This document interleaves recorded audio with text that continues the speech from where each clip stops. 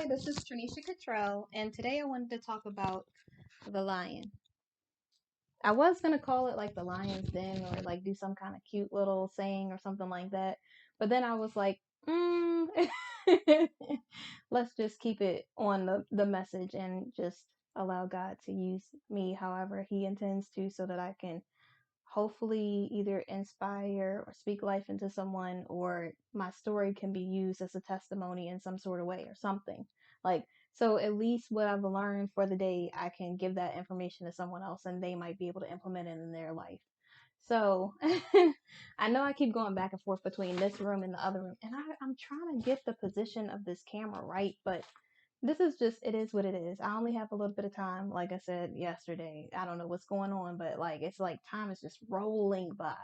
Like, I keep feeling like I got this time to do things, and then it's like nothing. Like, it's over that fast. And I'm like, oh my gosh, like, I really have to figure out how I'm going to be able to do this. So, I I ended up going into the office today, so I didn't get to like do when I got off of work, I didn't get to do a video right after or anything like that, or, you know, try to record and exercise at the same time, or whatever else it is that I try to do.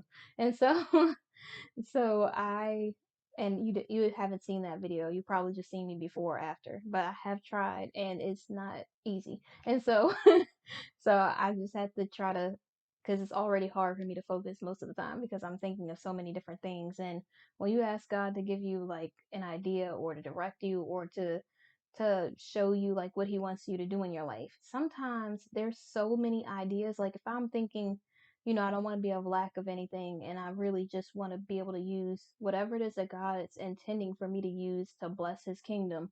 That's exactly what I want to be able to do. And it's like idea after idea after idea. It's like so many things. And I'm just like trying to write it all down so I don't forget anything, because I don't know what it is, but it's like spiritual amnesia. I just coined the phrase. I mean, I haven't copyright it, so somebody go ahead and take it, I guess. I don't know, but I'm the first person that I know that has said that. Someone else could have said it before me, but I don't know. And so it really is like that. You go to church, you hear a sermon, and the message is so good. It feeds your soul. It's giving you everything you need to fuel throughout the week. And sometimes that's not enough. Sometimes you still need to be in, well, that's not enough. You need to still be in your Bible and spending time with God and things like that, because it'll help you keep that barrier. It'll help you continue to stay strong throughout the week, because one Sunday is not enough. A Wednesday at Bible study is not enough for me.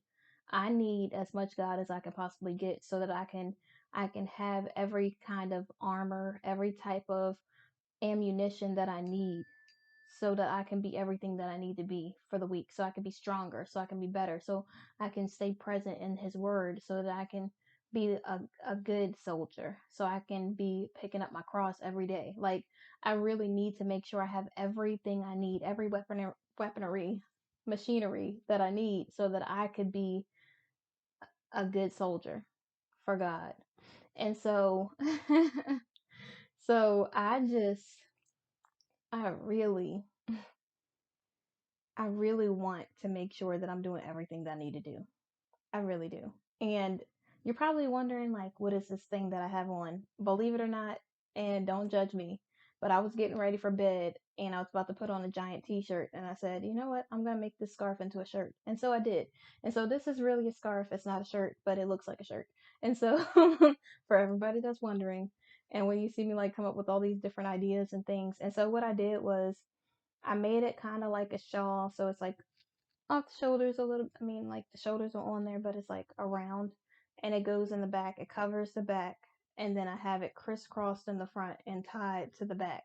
So everything is like, it's super like covered completely, and everything else is just, my own little thing that I just decided to do like right before the video. And so so I did this, and like it keeps coming up a little because I don't have like the pins in like I usually would do. Usually I would use a scarf pin, or I would use a I'm not going to tell you the other thing that I use, because I don't want everyone to start doing that, because for some reason every time I do something that's a little bit different, people will start like, it'll turn into a trend, and then someone will be like, "Oh, this is something that someone else came up with." And I'm like, "Okay." I mean, I guess as long as people are using it for good, it's good, I guess. I don't know. But but yeah. So I was in Bible study. I had to go into the office today, so I didn't have time to do any extra stuff. So, like, all of my business stuff that I would have done after work, I didn't get to do because I was on the road. And so, but I don't mind being on the road because it gives me time to listen to sermons. It gives me time to spend time, like, with God, to just really reflect on my life, think about ways that I'm going to do better, things that I want to improve upon, things that I want to really have, like, the goals that I want to set for my life. It really puts things into perspective and allows me to really be able to just like think about it deeply. And so I'm sitting there and I'm just like, okay, I got this. And then next thing you know, my reminder for Bible study comes up and I'm like, oh, it's Wednesday. I need to hurry up and sign into Bible study. And for people that don't know, I do these videos like ahead of time. So when you see this, it'll probably be like Friday of next week or something. The day after, it'll probably be Black Friday by the time you see this video. But I just have like a plethora of videos that I've already recorded that I put in the queue to like upload on YouTube.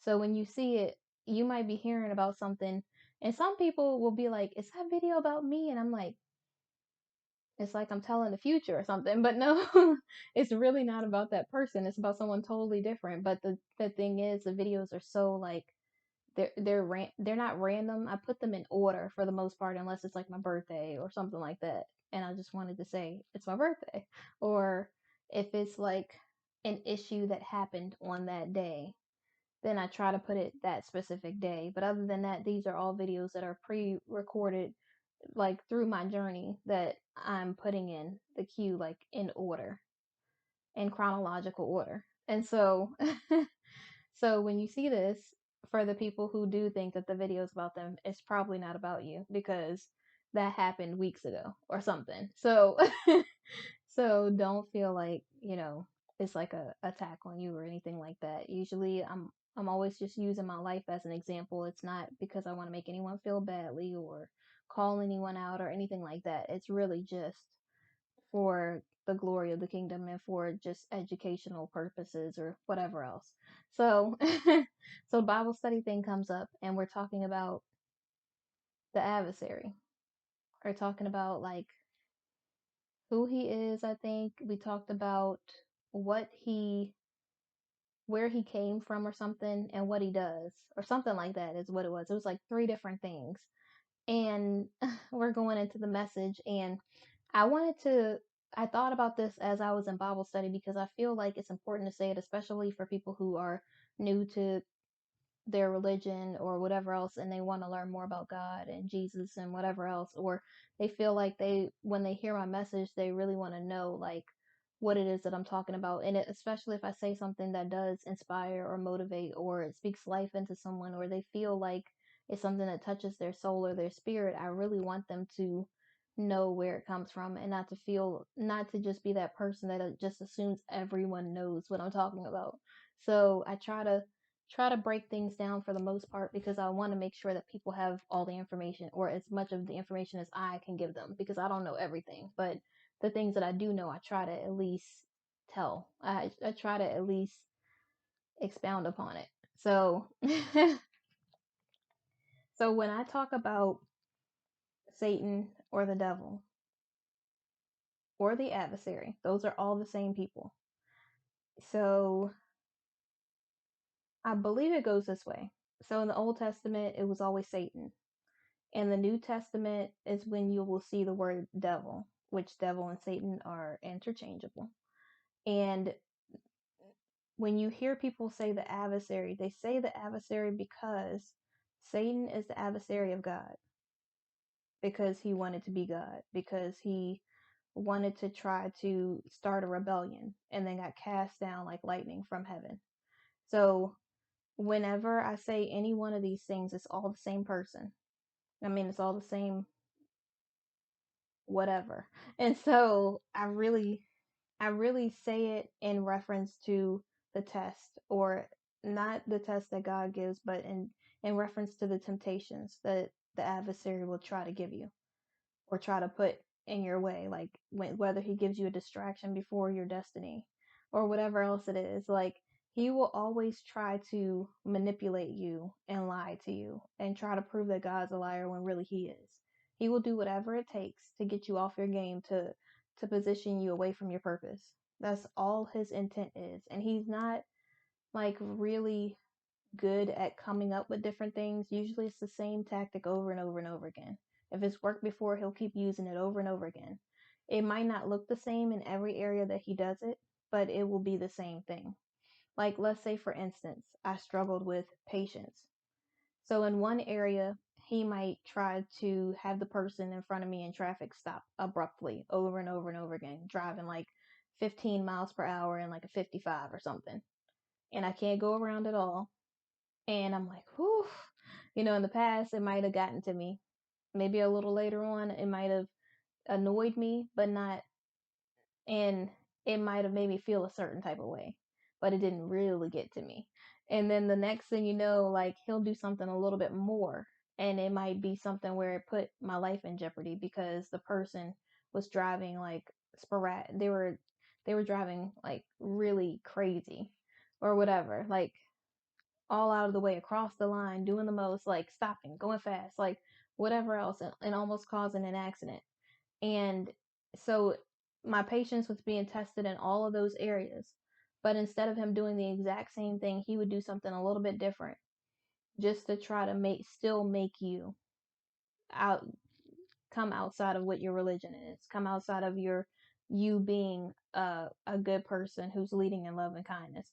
He wants to do whatever he can to try to pull you out of God's will, to pull you away from God. He will do whatever it takes because he feels like he wants to be God and he's not. And so I think it's really important for us, and one of the lessons in the Bible, which I think is really cool and important to remember, is try not to give too much attention to them. Like one of the examples that they gave was horse has that one piece of hair. One of the examples they gave is that it's getting so late. I gotta hurry up because I didn't have that extra time. Okay, so mm, is when you say Satan, I rebuke you. You don't do anything without the power of God. So I think it's important for us, one, to not just be saying his name, and two, to remember that we need to say God rebukes you. Like we keep giving so much attention to him is one of the things that we talked about in Bible study, when he really doesn't deserve any attention, especially since he's not God. And so when we say things like that, even in a joking way, even to family and friends, whatever else, we have to remember that we are not God. We don't have the power of God. We can call upon God for his strength, for his power, for him to help us through situations. But it's always important for us to remember that we are not God, because we don't want to end up like Satan. We don't want to end up like that.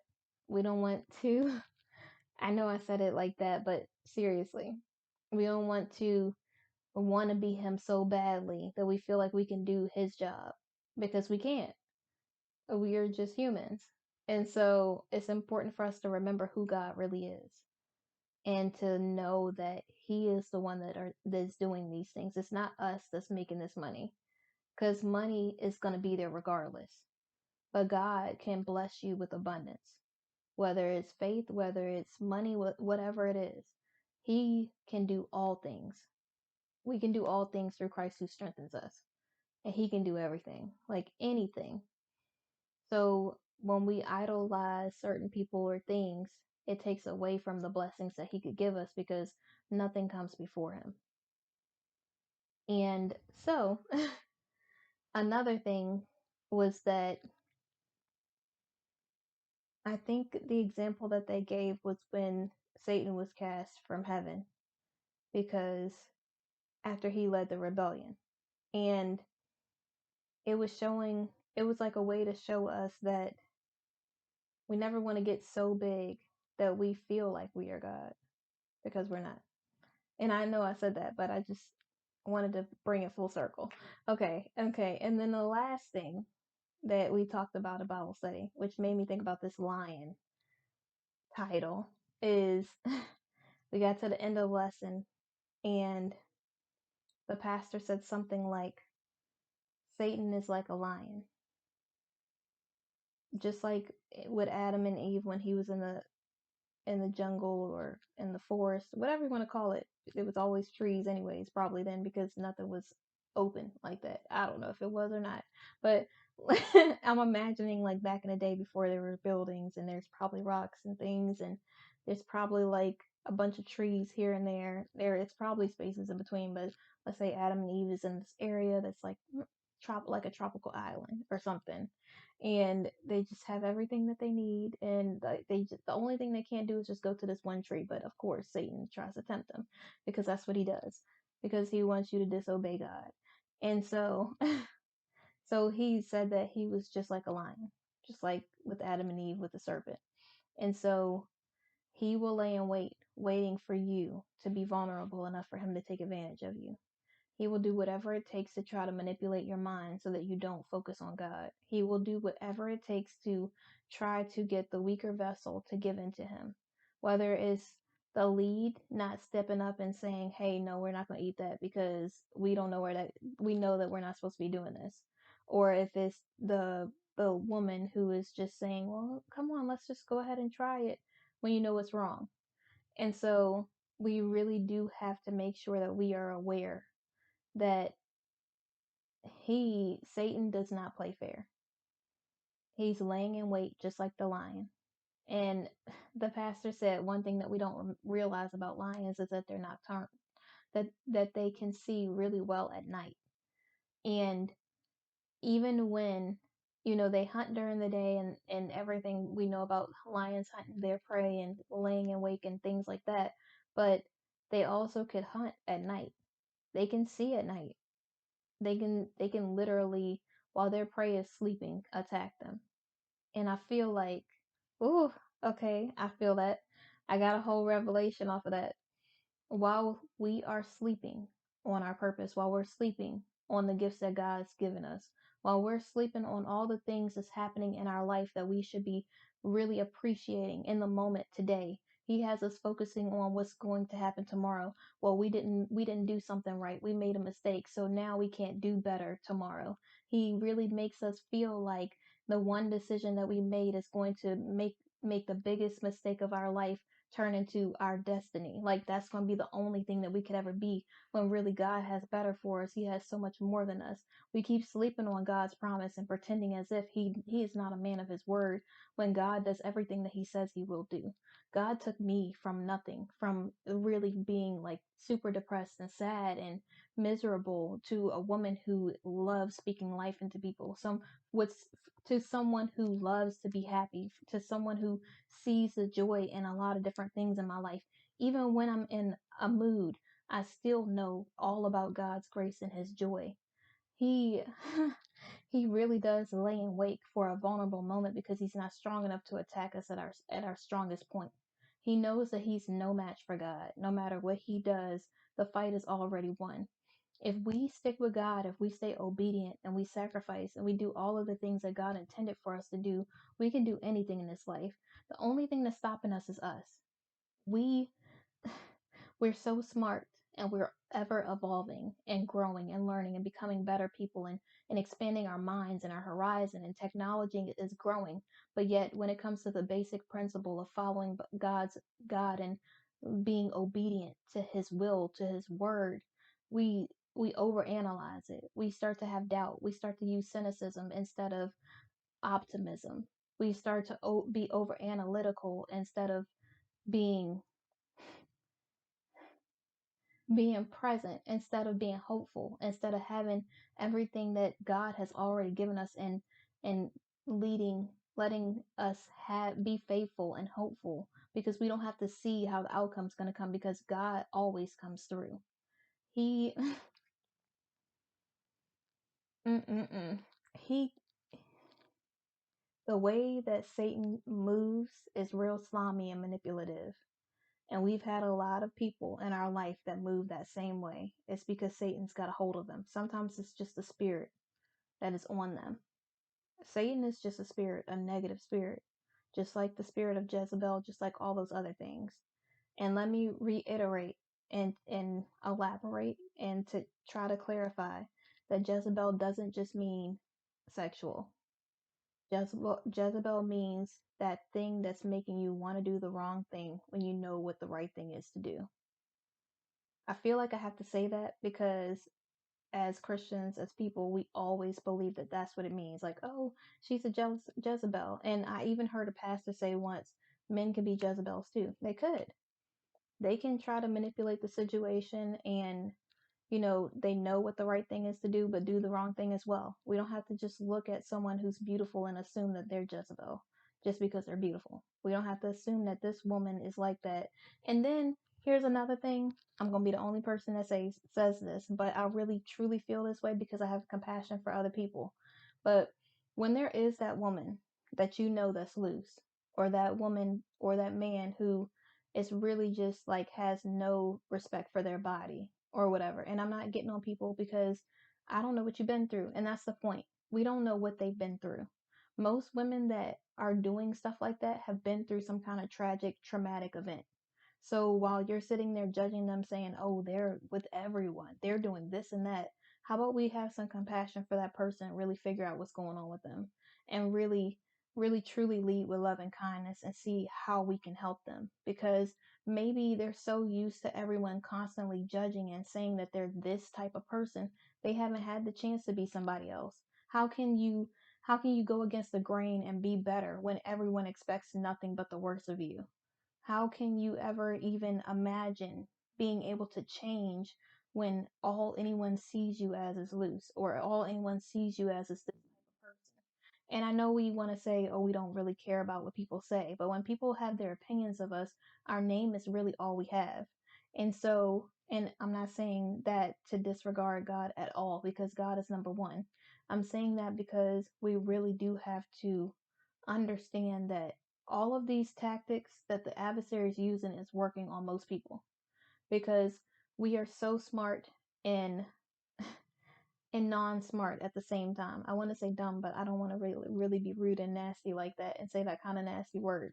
I just, how can we be so intelligent yet so unintelligent, so unsmart at the same time?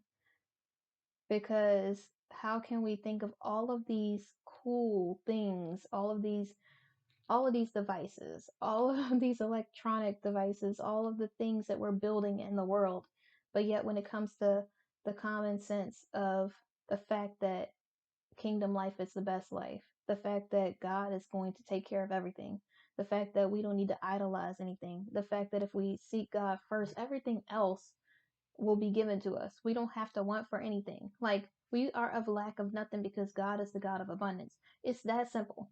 But yet we overanalyze every situation, if you're like me. Yet we are constantly judging people and not just making observations to help people.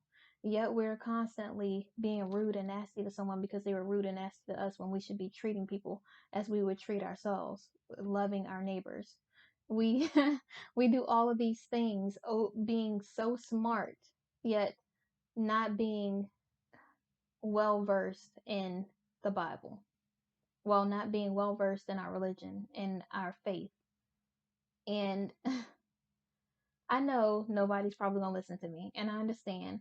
And people will feel the way that they want to feel, but really sit and think.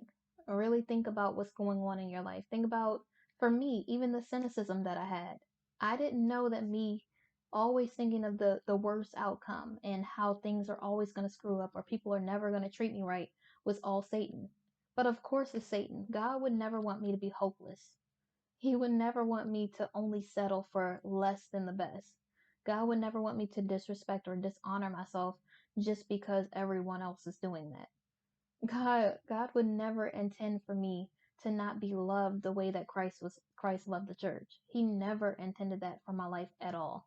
So if if we keep sitting here trying to pretend like we're so smart but making these really stupid decisions, then what are we doing? How are we going to how are we going to advance the world when we're the ones holding it back? We really need to take a moment and look within ourselves. I know it's easy to point the finger at everybody else and this person's doing that this way, this person's doing that way. I I had this person really try me the last today and last week. And of course, I'm respectful in the way that I'm going about like responding to this person because honestly, if can I be real and transparent for real? So when this person tried me the first time, the thing that I wanted to do, oof, what I wanted to do, what I really, really want. Oh man, thank God he saved me and he's like really, really working on me because the things that I wanted to say, I did not say those things. I kept it to myself. I was respectful. And I also spoke up for myself in the most respectful way. Thank God he gave me the strength and the guidance to carry me through that situation because I don't know if I could have been as classy about it if I had to go through it without him. I'm telling you right now. And I know it sounds like all rah rah and everything else, but honestly, like it took the strength of God for me to be leading with love and kindness to this individual. And it wasn't that I was letting them get under my skin. It was that they were undermining my character because they felt like they could. And it was one of those situations where I couldn't just walk away because I had to be there. It was one of those situations where I couldn't just be disrespectful and nasty because I'm not that type of person and I never want to come off like that regardless of who the person is. It wasn't the type of situation where I could say, "Oh, this and this," and then just, pretend as if I'm never going to see this person again. I really had to be godlike in that moment. And I thought about, oh my gosh, am I gonna really do this? I really thought about like back in the day when people would say, "What would Jesus do?" Like, really, I had a moment like that for real. And those little bracelets that we used to wear back in the day, little classic ones with the WWJD. But yeah, so I really had to have a moment like that. And God really helped carry me through it. I asked him for the strength. I I caught myself. It's so cool because my patience is getting better and better every day. Like I might be tried in different ways, but I'm getting so much better at being patient in different areas of my life. It's like the more that I'm tested or the more that things happen, the more I can see the growth in me. And it's so cool because I never would have imagined that I'd be able to do that. So I'm sitting there and this person really does something that's so rude. They really try it for real. Like they do something that is not godlike. They do it because they feel like they can because they've gotten away with it before and because they feel like you have no choice but to adhere to what it is that they're saying. And then on top of that, they feel like regardless, you have to do it. If God told me this is what I need you to do right now and you will not have to worry about this, then if God gave me the okay, I would have. Mhm. I would have done things a little bit differently in the moment when the thing was happening. I'm not going to go into details because I don't want to put anybody on Front Street. I don't want to put anyone's business out there. No one's probably going to know what I'm talking about, but I still want to respect people in whatever way, regardless of how nasty they are to me or whatever else. And so the person does this thing. And in the past, I would have been like, I would have made a reaction. I would have said a response or a reaction right away. I wouldn't have thought about it. I would have thought about, I mean, after like I tore into the whole situation, I would have thought about it and I would have said, oh my gosh, like I was so rough on that person. I really shouldn't have done all of that. And, but in this moment, the new improved me, who is letting God lead my life, I was like, I cannot let this person. take me out of my character. If I was doing what God would want me to do in this moment, if I was being godlike, if this person was thinking about becoming Christian or like really being following God and like receiving God, Jesus Christ as their Lord and Savior, like if this person really wanted to change their life and they were really struggling at this moment, they had a horrible day or something, and I was the only person that they would see, only Christian that they would see, would I want them to see me behave the way that I used to behave? And my answer was obviously no, because who wants to see someone act like that? So I was just like, if I'm the only person or the only piece of Christ this person sees this today, how would I want to present myself? And so I smiled. I spoke up for myself. I did it in the most respectful way I could possibly muster in my mind, in my heart, in my body. At the time, I I mean, I did not let them see me not smile. I didn't change my facial expression. I didn't get an attitude. I didn't do anything out of the way. I did not let them turn me into someone that I don't want to be. I literally smiled. I thought about God. Man, every time I think about God, I got that smile on my face like that. And I know they're probably like, I'm like crushing them right now. Why are they smiling? Because you can't steal my joy. That's why. Because when you got God in your life, there's nothing that the adversary can do. I might go through hard times. I might be in a mood sometimes because of hormones or whatever else. But I will not at all, in Jesus' name, ever let anybody steal my joy. I don't care if you say you don't like me. I don't care if you say I'm not the one for you. I don't care if you say that you got 12 girls that you're interested in. Like, I don't care what your story is. I don't care if you're trying me. I don't care if you're being nasty to me, rude to me. I don't care what it is that you're doing in your life. What I care about is what God wants from me. What I care about is being God-like and Christ-like. What I care about is presenting myself as a lady. I care about being the type of woman that God always intended me to be. I don't care about any of that other stuff. So while you're trying to affect my personality and make me into a nasty person or make me say something that I will regret later because that's not the type of person I want to be, nothing is going to steal this joy. Nothing. And so, nice try. Try again later. It's not about to happen today. And so, it's things like that. And seriously, I'm thinking about God right now, and it just makes me smile. Even though like that whole situation was horrible, it's still like I'm still blessed. Like they didn't steal my blessings. They can't steal my purpose away from me. This is a God-given talent. Nothing that anyone can ever do is going to take away my purpose. And so, while you might not like your job or your car or your house or the person that you're with, and hopefully you respect each other and you do appreciate all the things that God is giving you and the blessings that you have. But while things might not align in your life the way that you want, because we don't have control over our lives, what I still have, regardless of what happens in my life, is joy and peace. I have joy unspeakable and peace. Like ever since I rededicated my life to God, I feel like this joy and this peace in moments where I should be hectic and all over the place.